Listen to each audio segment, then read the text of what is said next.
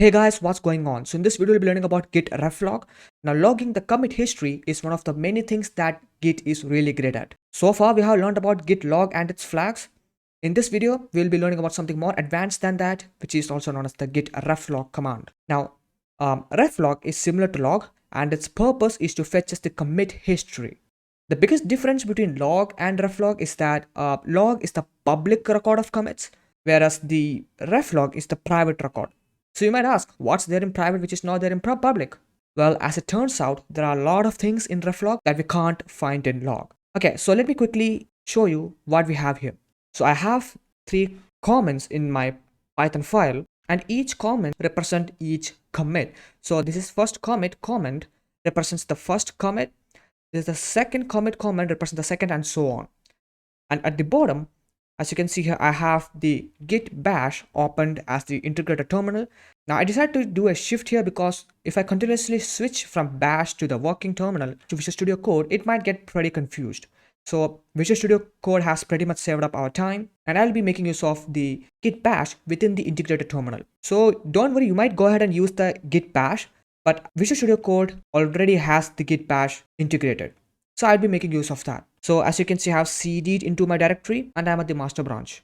Okay, so often people tend to get confused between log and reflog. This is because initially they both look pretty much similar. So when I type git log, and let me put that one line flag, you will notice that it gave us 3 commits saying first commit, second commit, and third commit. And if I go ahead and type git reflog, let me actually go ahead and pull this one up. Let me scroll it down. Okay, that's better. You can see that both of them produce almost same result. But reflog has some additionals like these head at 0, these things right here. Well, I call them the head notations, and we will talk about this later in this video, and I will tell you how this is really useful. Now to show where log and reflog differs, let me go ahead and do a git reset to the first commit, say this commit. And we all know how to do that. In the previous video, we discussed exactly that. You type git reset and a hard reset because we want to delete these contents and replace all of them with what we had in the first commit, and just copy the commit hash. Or you can call it a commit ID as well, whatever you may want to call. And let's paste it and hit enter. Oh, my bad. I just reset the third commit. Actually, we want to reset the first commit. So let's go ahead and copy this hash. And let's quickly reset to the first commit. So if you didn't understand what exactly happened, I just reset myself to the third commit, which is exactly the same state we are at now. So let's reset the first commit. And if I hit enter, you can notice that we are now at the first commit. Now if I do a git log over here, and let me put that one line flag, you would notice that I am being shown with only one commit, right? Which means that log simply gives you the commit we are at currently. Now if I do a git reflog, whoa, you will notice that reflog also maintains the previous commit histories, plus it recorded what we did right now. Head at 0 is mentioning that it did a reset and it's moving to this commit hash. And previously, if you notice that we actually did a bad reset, which we actually went on to a commit ID, which we were already at, and git reflog also noted that action.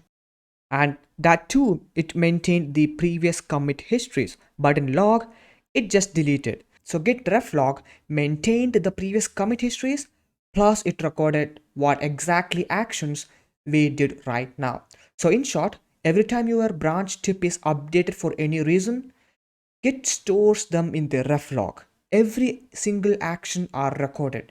Branch, checkout, any kind of actions that you do will be recorded. So let's go ahead and do a checkout to the second commit. So let's go ahead and do git checkout, and let me go ahead and copy this one, and let me go ahead and paste, and I just clear the screen so that things don't get much cluttered. Okay, so if I do a git reflog, you would notice that what action we did, we checked out, that is we moved from master to this commit, it also gets recorded. Now if you take a look at log, okay, let me put a one line, git log dash one line.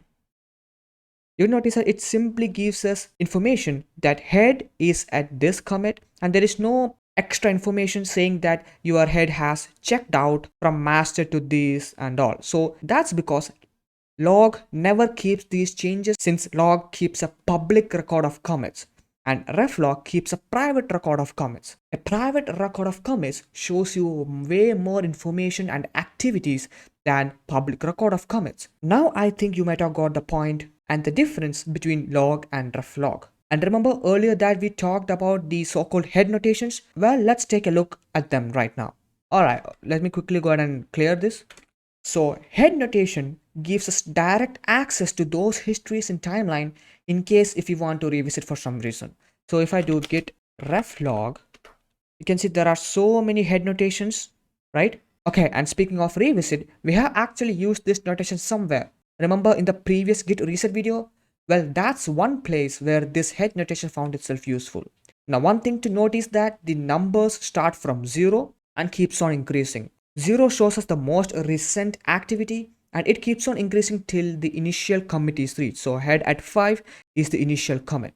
Okay, so let's actually make use of head notation to actually undo the reset that we did and go back to the third commit, right? We started off from the third commit and we did a bad reset to the third commit itself, and then we did a proper reset to the second commit. And let's undo these resets and come back to the original commit where we started off with. So we will be coming back to third commit. So in order to do that, type git reset, a hard reset, and look at these head notations. Now look for that head notation which says commit third commit. So there you go. This head notation gives us the information that at this commit, third commit was done. So let's quickly make use of that. Head at 3.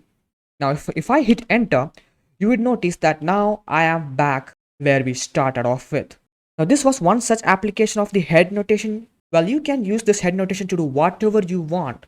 For example, you can check out a particular commit using this and among many other things. So reflog shows us way more useful information than log, but at times it can get pretty complicated, especially if you have a large commit history. Alright guys, that's all for this video. I hope you really liked this video and I believe that you might have found the reflog command useful. Alright guys, see you in the next lecture.